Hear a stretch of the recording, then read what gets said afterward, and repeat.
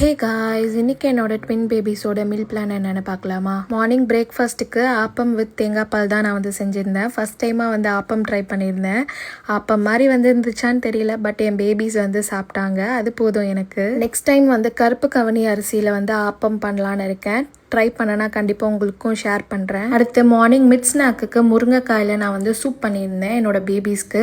இந்த ரெசிபி வேணும்னா ரெசிபின்னு கமெண்ட் செக்ஷனில் கமெண்ட் பண்ணுங்கள், நான் உங்களுக்கு செப்பரேட்டாக ஒரு வீடியோவில் ஷேர் பண்ணுறேன்.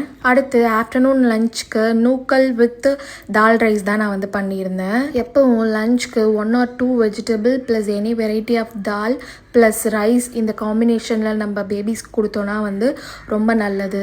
வீக்லி 2 times மட்டும் தான் நான் வந்து இப்போதைக்கு எக் வந்து ஆட் பண்ணி கொடுக்குறேன் லஞ்சுக்கு. அடுத்து ஈவினிங் ஸ்நாக்குக்கு கிவி தான் வந்து கொடுக்க போகிறேன். நல்லா பழமாக எடுத்துக்கிட்டு குட்டி குட்டி ஸ்லைசஸாக கட் பண்ணிவிட்டு கையிலே வந்து நசுக்கி நான் வந்து 2 பேருக்கும் ஊட்டி விட்டுடுறேன்.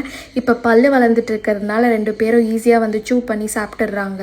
அடுத்து நைட் டின்னருக்கு புரோக்கன் சம்பா கோதுமையில் நான் வந்து கிச்சடி பண்ண போகிறேன். கொஞ்சமாக கீ ஆட் பண்ணிவிட்டு ஜீரகம் ப்ளஸ் 2 பல் பூண்டு, கொஞ்சம் சின்ன வெங்காயம், கேரட் ப்ளஸ் பச்சை பட்டாணி ப்ளஸ் 2 ஸ்பூன் ஆஃப் புரோக்கன் சம்பா கோதுமை ஆட் பண்ணிவிட்டு அது வேகிறதுக்கு தேவையான தண்ணியை ஊற்றிக்கிட்டு நல்லா மிக்ஸ் பண்ணி குக்கரில் ஒரு 3 விசில் நான் வந்து விட்டு எடுத்துக்கிறேன். அடுத்து நல்லா வந்திருக்க இந்த வெஜிடபிள்ஸ் எல்லாம் என் பேபி சாப்பிட்ற கன்சிஸ்டன்சிக்கு லைட்டாக மேஷ் பண்ணிவிட்டு கொஞ்சமாக கீ ஆட் பண்ணி நான் வந்து என் பேபிஸ்க்கு ஊட்டி விட்டுருவேன். இந்த மாதிரி daily healthy baby meal plans உங்களுக்கு வேணும்னா என்னோட பேஜை ஃபாலோ பண்ணிக்கோங்க.